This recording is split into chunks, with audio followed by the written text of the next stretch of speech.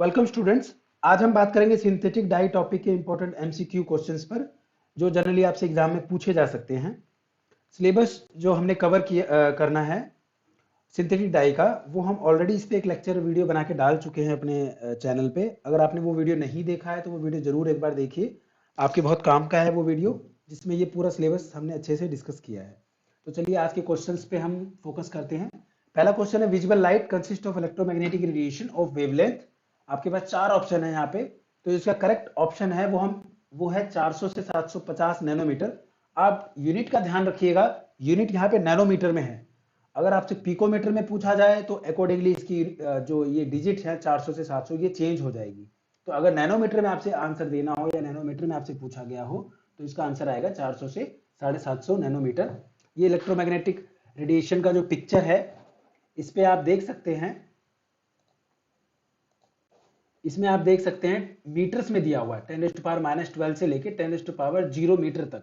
तो हमने यहाँ पे नैनोमीटर में डिनोट किया है और यहाँ पे ये मीटर में दिया हुआ है। तो जो ये रेंज होती है ये विजिबल रेंज होती है, जो हमारी आईज को नजर आती है। विजिबल रेंज का मतलब है वो रेडिएशंस जिन्हें हम अपनी नेकेड आई से देख सकते हैं। तो 400 से 700 या 400 से 750 की जो रेंज होती है उसको ही विजिबल रेंज माना जाता है। और इसके लेफ्ट साइड में होता है अल्ट्रावायलेट और इसके राइट साइड में होता है इंफ्रारेड, जिसे शॉर्टकट में आईआर भी कहते हैं। नेक्स्ट क्वेश्चन है, the chromophore auxochrome theory was given bye.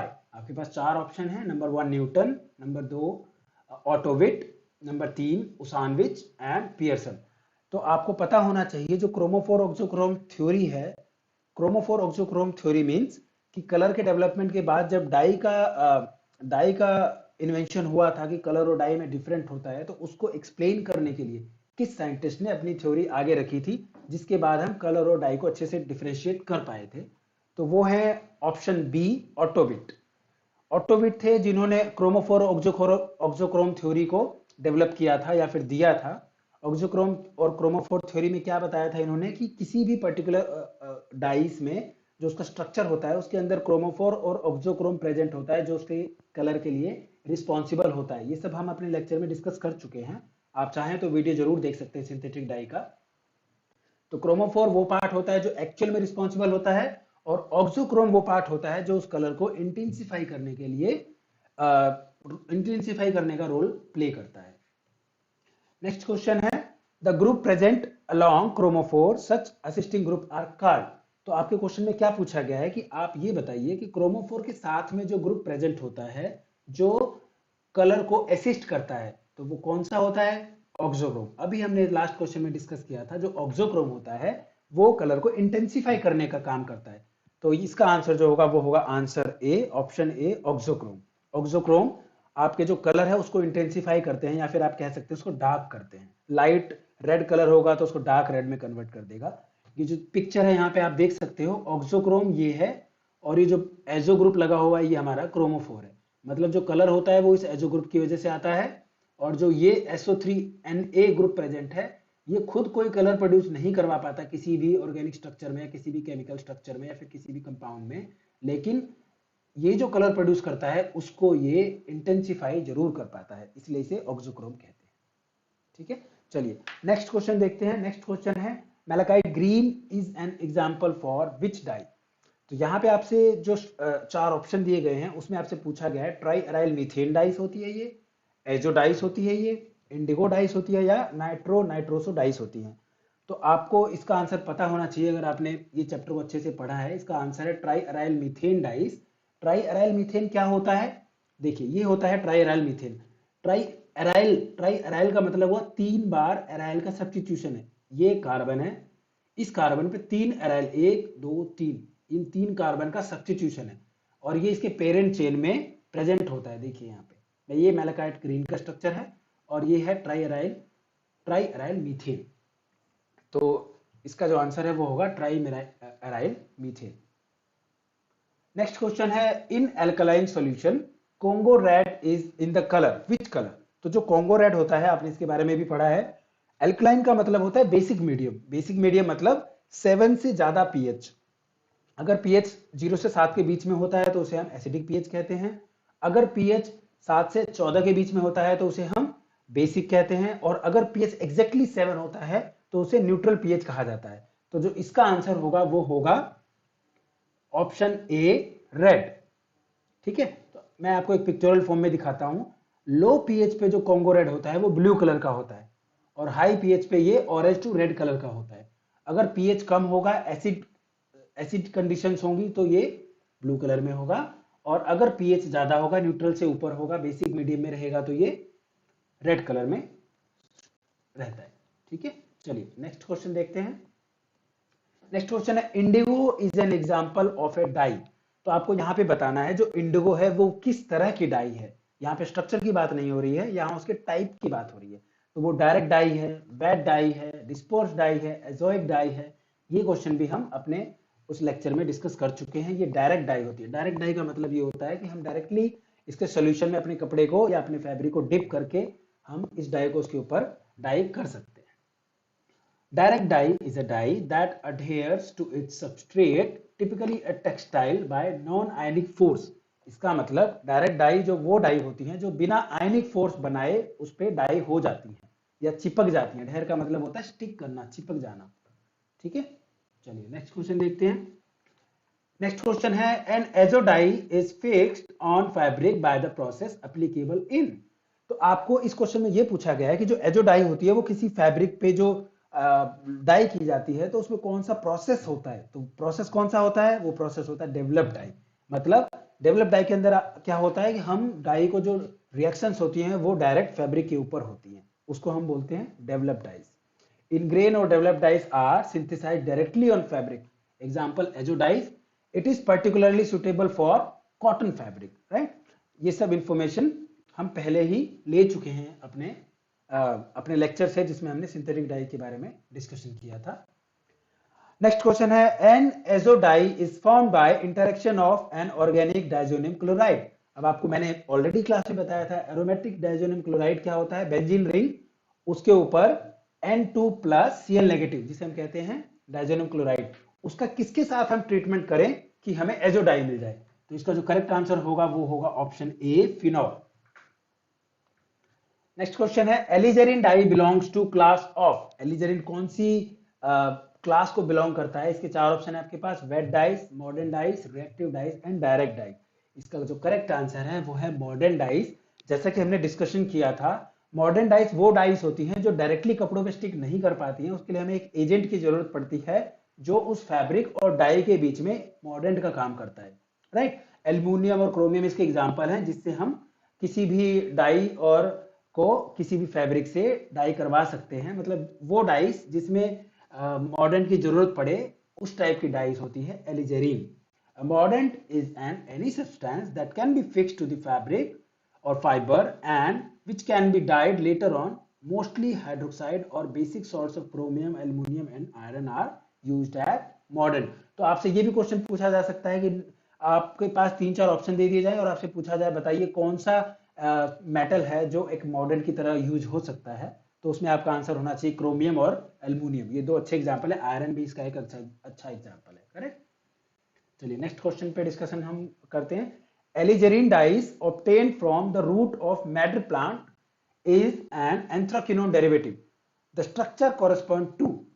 आपको ये तो पहले क्वेश्चन में ही बता दिया गया है, जो एलिजरीन डाई होती है उसमें एंथ्राक्विनोन होता है, लेकिन वो कौन सा एंथ्राक्विनोन होता है, मतलब जो उसमें C डबल बॉन्ड ग्रुप होता है बेंजीन रिंग के ऊपर, उसकी पोजीशन क्या होती है, उससे रिलेटेड एक क्वेश्चन है। पहला ऑप्शन है 1,2 डाइहाइड्रोक्सी एंथ्राक्विनोन, सेकंड ऑप्शन है 2,3 डाइहाइड्रोक्सी एंथ्राक्विनोन, थर्ड ऑप्शन है 1,4 dihydroxy anthraquinone and the last option is 1 hydroxy anthraquinone. तो जो आपका आंसर है वो है 1,2 डाइहाइड्रोक्सी एंथ्राक्विनोन। तो आप यहां पे देख सकते हैं ये ग्रुप है, ये एंथ्रानोन ग्रुप होता है। तो इसमें 1,2 एंथ्रानोन क्विनोन ग्रुप है जो हमारे एलिजरीन में पाया जाता है। नेक्स्ट क्वेश्चन है, which class of dye does phenolphthalein belongs to. ये बहुत ही सिंपल क्वेश्चन है। फिनोप्थिलीन जो डाई होती है वो किससे बनती है, थैलिक एनहाइड्राइड और फिनोल के कंपोजिशन से, इन दोनों को रिएक्ट करा के हम फिनोप्थिलीन बनाते हैं। तो जो इसका आंसर होगा वो होगा थैलीन डाइज, क्योंकि इसमें थैलिक एनहाइड्राइड होता है। ये क्वेश्चन काफी इजी था, इसका आंसर है थैलीन डाइज। नेक्स्ट है विच of the following is an example of basic dye. अब इन चारों डाइस के बारे में आपको पता होना चाहिए कि बेसिक है या एसिडिक है। तो जो हमारा आंसर है वो है malachite green.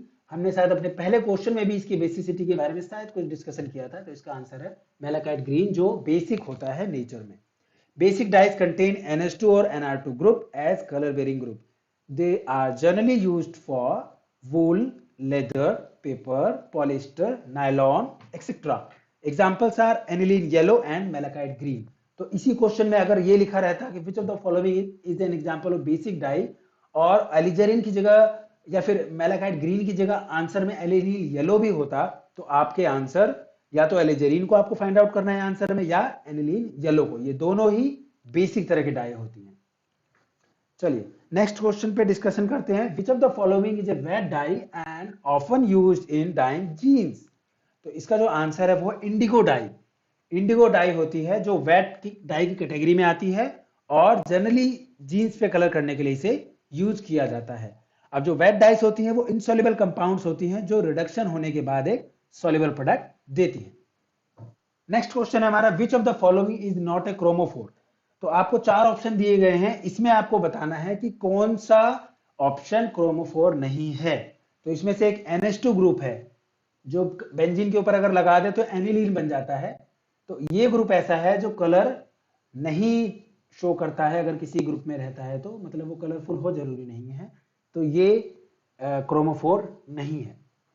Right, a compound containing only a chromophore may be a coloured material but not a dye. ये आपको पता होना चाहिए, बेसिक सा रूल है कि अगर किसी कंपाउंड में क्रोमोफोर है तो कलरफुल तो वो हो सकता है बट वो डाई नहीं हो सकता, जैसे एनिलीन एक डाई नहीं है। For example azobenzene is red colour but not a dye, whereas para amino azobenzene aniline yellow होता है जो वो एक डाई का काम करता है। नेक्स्ट क्वेश्चन है fluorescein a well known dye is obtained by reaction of. तो फ्लोरेसिन जो डाई होती है उसे किससे ट्रीटमेंट, किसका ट्रीटमेंट पे वो बनता है। तो इसका आंसर है थैलिक एनहाइड्राइड। ये थैलिक एनहाइड्राइड है और ये है रिसोर्सिनोल। तो इन दोनों के कंपोजिशन से बनता है, तो इसका आंसर होगा B, phthalic anhydride and resorcinol. Next question है which is the wrong statement with regard to indigo. यहां पे क्या करना है, आपको चारों ऑप्शंस को अच्छे से पढ़ना है और अपने नॉलेज को यूज करके देखना है कि कौन सा स्टेटमेंट ऐसा है जो इंडिगो को लेके सही सूट नहीं करता है।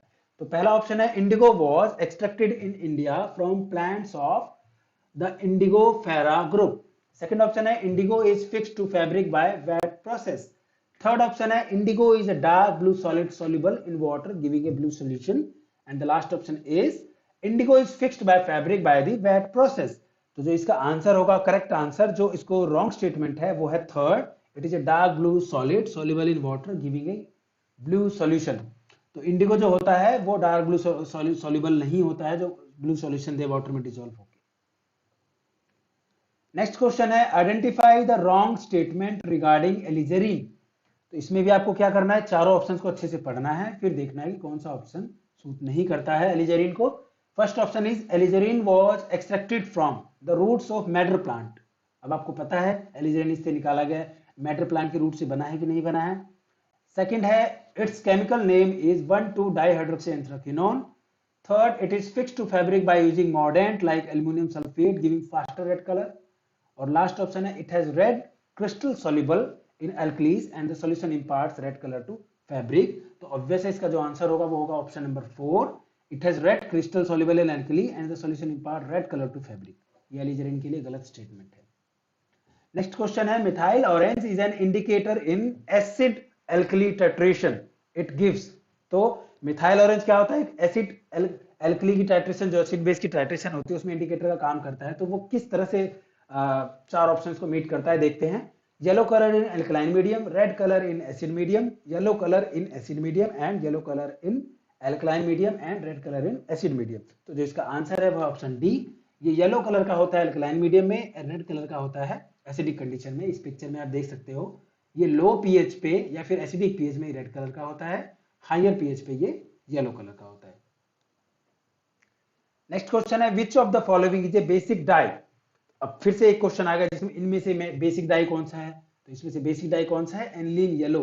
ये क्वेश्चन शायद हम पहले भी डिस्कस कर चुके हैं अपनी इस क्लास में, थोड़ा से क्वेश्चन को घुमा दिया गया है, वहां पे एनिलीन येलो का ऑप्शन नहीं था शायद, तो यहाँ पे एनिलीन येलो का डाल के भी आपको क्वेश्चन दिखा दिया गया है कि एनिलीन येलो भी एक बेसिक डाई होती है। नेक्स्ट क्वेश्चन है, for a coloured compound to act as a dye it must contain. अब बताइए, एक कलर्ड कंपाउंड है तो उसमें वो एक कलर कंपाउंड एक डाई की तरह एक्ट करे, उसमें क्या क्या होना चाहिए? क्रोमोफोर होना चाहिए, ऑब्वियसली होना चाहिए, ऑक्सोक्रोम होना चाहिए, ये भी होना चाहिए। Third option is both A and B, मतलब क्रोमोफोर और auxochrome.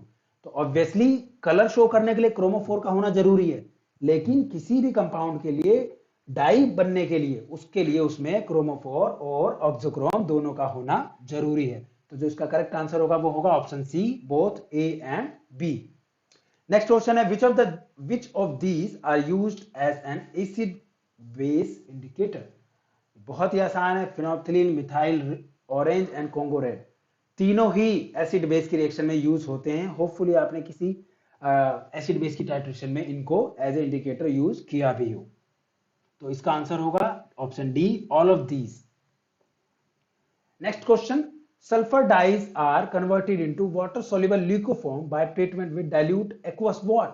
Sodium carbonate, acetic acid, sodium sulfide or sodium bicarbonate. So option sodium sulfide, option C is the correct answer. Next question है, sulfur dyes are converted into water soluble leucoform by treatment। ये question तो हमने already discuss कर लिया है। Next question पे चलते हैं। To increase the washing fastness of cotton dyes with direct dyes, it is after treated with।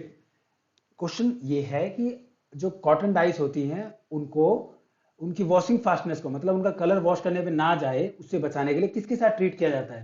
तो ऑप्शन है फॉर्मल्डिहाइड के साथ, option C is correct answer. Next question is, acid dyes are mainly applied on. तो acid dyes किस पे apply किया जाता है? कॉटन पे, लाइनन पे, वूल पे और नायलॉन पे। तो इसका जो करेक्ट आंसर है वो है ऑप्शन सी, वूल पे एसिड डाइस को अप्लाई किया जाता है। नेक्स्ट क्वेश्चन है, for the application of basic dice on cotton this process is essential. तो कौन सा प्रोसेस इसेंशियल होता है जो बेसिक डाई को जब हम कॉटन पे करते हैं तो यूज होता है? मोडेंटिंग, एसिटाइलेटिंग, कपलिंग और वेटिंग। तो मोडेंटिंग होता है क्योंकि बेसिक डाइस को जब हम वूल कॉटन पे लगाते हैं तो एक मोडेंट की जरूरत पड़ती है, तो उस प्रोसेस को मोडेंटिंग कहा जाता है। Next, an example for a water insoluble dye is. कौन सी डाई है जो इनसॉल्युबल है? तो इसका आंसर है वेट डाइस। जो वेट डाइस होती है वो वाटर सॉल्युबल नहीं होती हैं। नेक्स्ट है, dash is used as mordant for dyeing cotton with basic dyes. तो अगर आपको चार ऑप्शन दिए जाएं जिसमें tannic acid, acetic acid, NaOH, sodium carbonate, तो इनमें से जो टैनिक एसिड होता है वो यूज होता है एज ए मॉर्डेंट अगर हम कॉटन को डाई कर रहे हैं बेसिक डाई के साथ। तो आज हमने अपनी क्लास में लगभग 30 क्वेश्चंस डिस्कस किए हैं। थैंक यू वेरी मच आपका ये लेक्चर सुनने के लिए। ये क्वेश्चन जो हमने आज डिस्कस किए हैं वो काफी इंपॉर्टेंट है, आपके एग्जाम में काफी हद तक इनमें से क्वेश्चंस आएंगे, चाहे वो आपके फाइनल एग्जाम हो, चाहे आपके होम टेस्ट हो। तो इस वीडियो को जरूर लाइक और सब्सक्राइब कीजिएगा। Thank you very much.